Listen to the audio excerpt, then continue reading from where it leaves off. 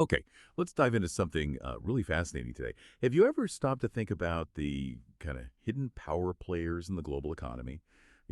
Those ingredients or components you probably never consciously notice, but they're actually quietly driving some pretty significant growth across the globe.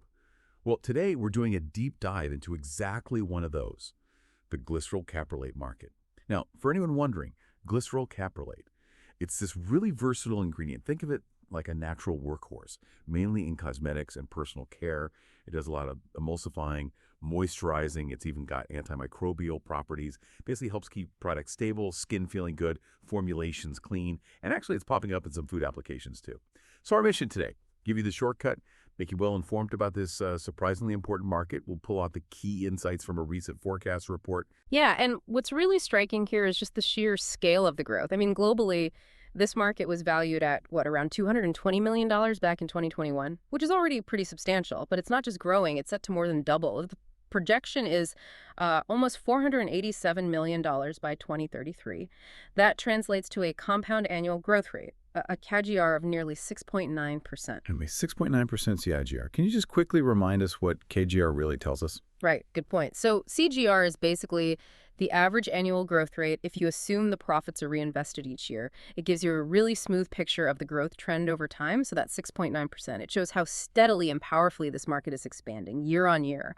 It means we're seeing, clear increasing adoption worldwide. This isn't just some tiny niche anymore. It's becoming a real global staple, and that has significant economic ripples. Wow, okay. A massive trajectory for just one ingredient, really.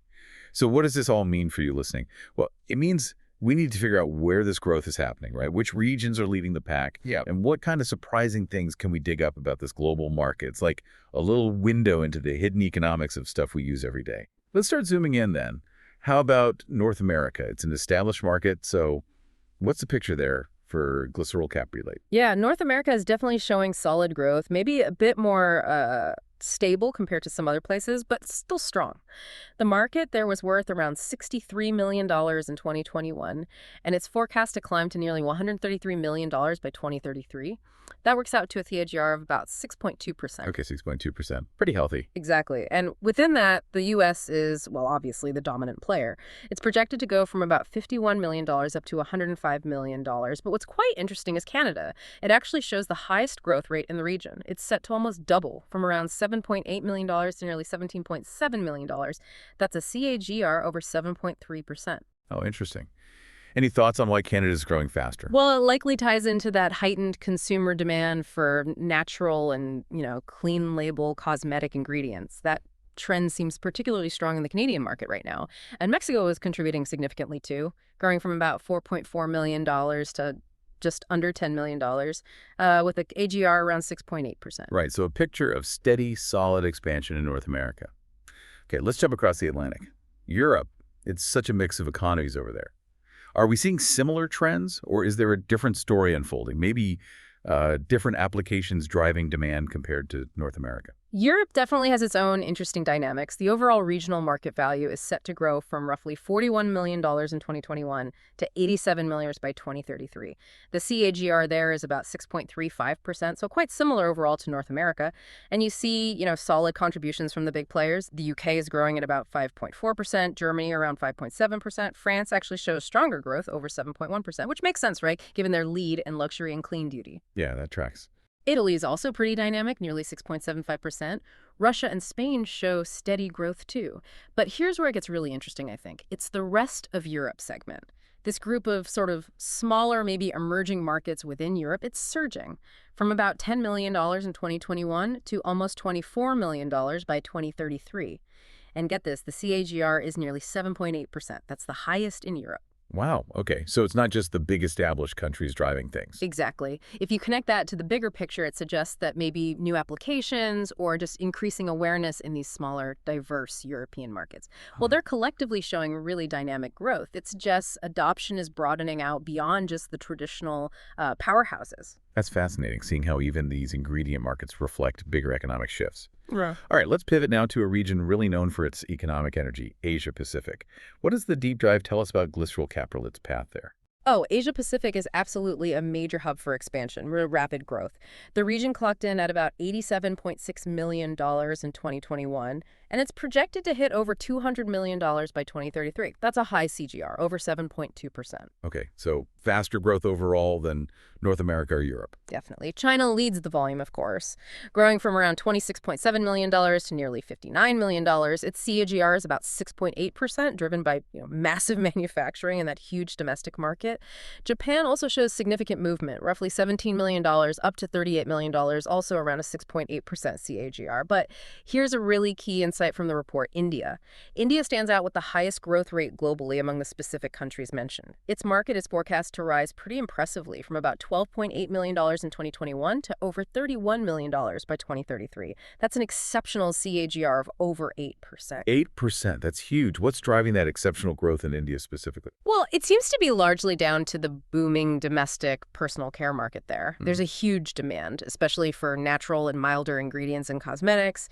You've got a young, increasingly wealthy population seeking, global standard products, plus just growing awareness of what's in the products. Glyceryl caprylate fits right into that trend. Makes sense, a convergence of factors. Absolutely. And beyond those leaders, you also see strong performance elsewhere. South Korea, for instance, growing from around $6.5 million to $13.4 million. Singapore also has a high CWAR, almost 7.8%, going from $3.3 million to $8.1 million. And Southeast Asia as a whole region shows robust growth too, around 7.6%. It just reflects this widespread adoption across a really diverse and rapidly developing area. Incredible story of growth, especially that India highlight. Okay, so we've covered the established markets, North America, Europe, the booming Asia-Pacific. What about South America? How's the market developing there? South America is another region showing very strong expansion, really dynamic. The regional market value is around $15 million in 2021. It's expected to reach over $36.6 million by 2033. That's an impressive TGR of over 7.8%. Even higher than Asia-Pacific's overall rate. Yes, slightly higher for the region as a whole. Brazil is a major contributor, naturally, projected to grow from about $4.6 million to nearly $11 million. That's a 7.4% TAGR. But similar to Canada and North America, Argentina shows the highest growth within the region. It's surging from just over $2 million in 2021 to more than $5 million by 2033. That's an outstanding CAGR of about 8.4%. Wow, Argentina too. What's the thinking there? Yeah. Similar drivers to India. Pretty similar, yes. It seems to be primarily driven by that increasing consumer preference for natural, sustainable personal care products. Glyceryl caprylate fits that bill perfectly. Plus, you have a growing local manufacturing base there too. And other countries like Colombia, Peru, Chile, they're all contributing as well, with KGRs between, say, 6.8 and 7.2%. And like in Europe, the rest of South America segment is also showing strong collective growth, around 8.16% KGR. Okay, so really strong, sometimes explosive growth across several continents now. How does the market in the Middle East stack up against these really dynamic regions? Is it keeping pace? Well, the Middle East market is certainly growing, but definitely at a more moderate pace compared to some of the high flyers we've just talked about, yeah. The regional value was roughly $7.6 million in 2021, and it's projected to reach just over $14.4 million by 2033. So the CAGR is around 5.25%. Okay, so steady, but not quite the same acceleration. Exactly. Saudi Arabia makes up a big chunk of that, growing from about $3 million to $5.5 million. That's almost a 5% EAGR. The UAE actually shows a slightly higher rate for the region, around 6.45%, so maybe a bit faster adoption there. And other countries like Turkey, Egypt, Qatar, they're also seeing growth. KGR is mostly between 4.7 and 5.8%. So yes, steady, consistent growth, but it doesn't quite match that rapid acceleration we're seeing in Asia Pacific or South America. Suggests maybe a more conservative market approach, or perhaps it's just more established already. Right. We've covered a lot of ground, seen some really fascinating trends. Steady growth, rapid expansion. But the report highlights one region left as truly exceptional, doesn't it? Yeah. A real growth outlier. Absolutely. And we have to talk about Africa. It unequivocally stands out. It's the fastest growing market globally for glyceryl caprylate, period. The regional value is projected to leap from under $5 million in 2021 to an impressive almost $15 million by 2033. And the CAGR, get ready for this, over 10.1%. 10%. Yeah. That's huge. What is possibly driving that kind of explosive growth across Africa? It seems to be a combination of factors really coming together. Increasing urbanization is one key thing. Rising disposable incomes is another. Together, those are leading to a surge in demand for affordable personal care products right across the continent. And importantly, there's also a growing local manufacturing sector that's adopting more modern formulations. And that directly benefits from ingredients like glyceryl caprylate. Right, so demand pulling and supply capability pushing, kind of. Exactly. And within Africa, Nigeria is a strong contributor. Projected growth from about Euro $0.9 million to over $2.6 million. That's almost a 9.8% THER. South Africa also shows really significant momentum, rising from about $1.5 million to $4.6 million. Very similar, a THER, almost 9.8%. But just like in Europe and South America, the rest of Africa segment, it actually demonstrates the highest pace globally, expanding from roughly $2.4 million in 2021 to over $7.6 million by 2033. That's an astounding 10.5% CAGR. Incredible. So that collective growth in diverse African markets is really setting the global pace? It absolutely is. It represents a really significant shift, I think, and it highlights the incredible potential of these emerging economies to become major players, even in specific ingredient supply chains like this one. Okay, let's try and pull this all together then. What does it all mean? We've definitely seen a global market showing significant growth overall.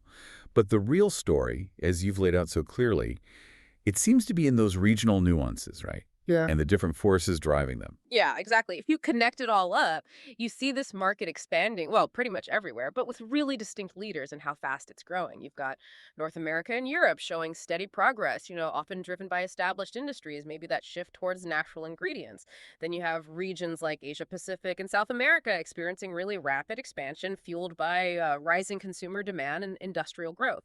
But the real standout, as we just heard, is Africa. Just exceptional momentum, truly leading the charge in terms of growth rate. And, this isn't just about one ingredient. You can see it as a kind of micro indicator of broader economic and consumer shifts happening worldwide, especially the growing influence of emerging markets. So for you listening, whether you're interested in global trade or emerging markets, or maybe you're just curious about the stuff that goes into everyday products, understanding these trends gives you a really unique perspective, doesn't it? It's not really just about the numbers themselves. It's about the shifts they represent. Yeah. How products are made, how they're sold, how they're consumed all around the world. It's kind of a testament to the fact that even a seemingly minor ingredient can actually have a pretty major global impact. That was a really, really insightful deep dive into the glyceryl caprylate market. We've seen this substance, one you might never have even heard of before today, driving some of the most dynamic growth across entire continents, often in surprising ways, and reflecting these really significant global trends. Yeah, and it really begs the question, doesn't it? As global markets get more and more interconnected, more specialized, how many other hidden ingredients or sort of niche sectors are out there undergoing equally transformative growth, quietly reshaping industries, reshaping economies, right under our noses, just waiting for us to uncover their story? Definitely something to chew on as you go about your day. Thanks so much for joining us for this deep dive. We hope you're feeling a little more well-informed.